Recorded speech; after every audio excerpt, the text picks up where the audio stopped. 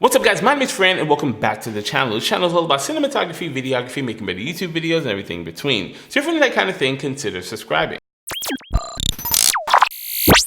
Okay, so for today's video, my first video here in my new YouTube studio, by the way, I wanted to talk about how to clean your camera sensor. Now, the reason why this subject even ended up coming up is because today I was out shopping and I picked up this guy here. This is the old but still good Sony A6500. Now, I know what you're probably thinking, Fran, you are crazy. It is the tail end of 2018 and Sony is about to announce their all new A7-like APS-C professional camera. Has 4K 60, fully articulating screen, 4K 10-bit, all the stuff we really want. So why would you go out and pick this thing up? Allow me to explain. So I ended up paying a whopping $450 for this camera. Now, even in today's climate, even if that camera did happen to come out at $450, this is practically a steal for this particular camera. It can still shoot 4K 30 frames per second. It can still shoot full HD at 120 frames per second, has in-body image stabilization. It's still an absolutely fantastic camera. I actually used to have this camera and I got rid of it to pick up the A7 Mark III. Okay, so enough of me rambling about why I picked up this camera. Let's talk about cleaning the camera sensors.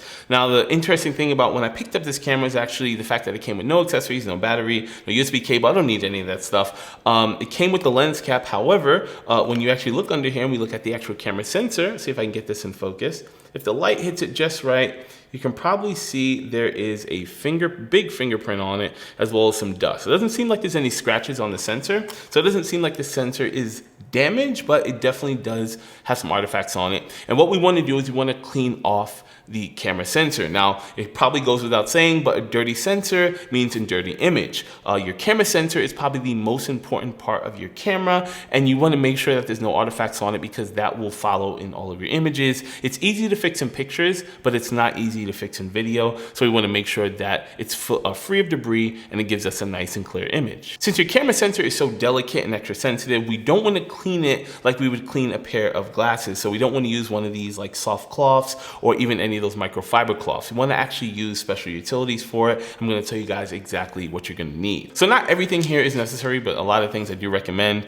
You probably should have some gloves on, just so you don't add any oils or anything like that, just in case your finger happens to slip, but it's not really required. You should probably have one of these blower things here. If you don't have one of these, I mean, I think I have like 10 of these things. They come pretty much with every camera accessory that you buy online, but they're always good to have. Good to have one of these in your camera bag, but this can sort of help get the initial dust off of your sensor, and you should probably blow it with this thing initially. So for whatever debris the blower doesn't actually get off, you're gonna need some other accessories. So number one, you're probably gonna need some solution, some actual sensor cleaning solution. I'm using the Aero Clips. Now this is a sensor solution that I saw online. It was highly recommended by a lot of people, but I also feel like I read somewhere online that it can damage your sensor. So I'm not gonna make this recommendation just in case. However, I would look for a good or a very highly recommended sensor cleaner solution. The other thing, which is probably the most important thing you're actually gonna need, is actually gonna be sensor swabs. So I actually have 3 here in front of me.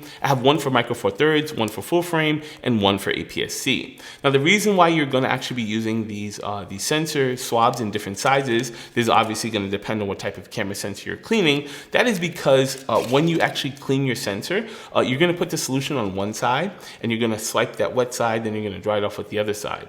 Now, the important thing is that you don't go over twice the sensor, and that is because you can basically take debris that you're wiping off the first time, and the second time around you can put it on a different part of the sensor. Happens all the time. I highly don't recommend using a smaller sensor swab or even a bigger sensor swab. It should be just right, should fit right within the sensor and go fully across.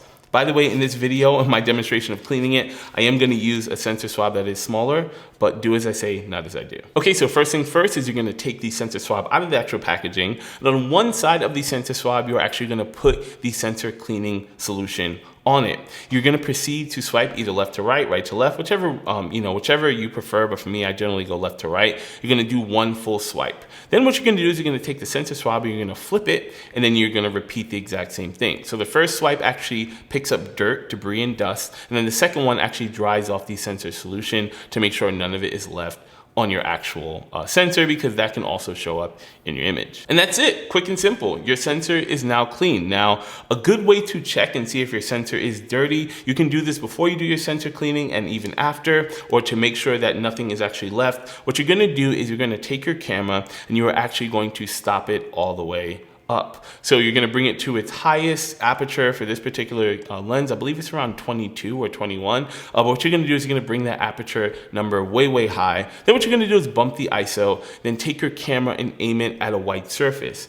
Here is a really easy way to find and see if there's any debris on your sensor. You don't always see the debris that's on your sensor, but in certain scenarios where you might be stopping your camera down, it will start to show up, and that is when you want to make sure your sensor is clean, or this is also a good way to make sure your sensor is clean before and after cleaning. But that's it, guys. That's it for this really quick video. Hopefully it was helpful for someone out there. And if you have any, better methodologies, or maybe I did something wrong in this video, let me know in the comment section below. Once again, guys, my name is Fran. Hopefully you guys enjoyed this video, and I'm going to see you guys in my next one.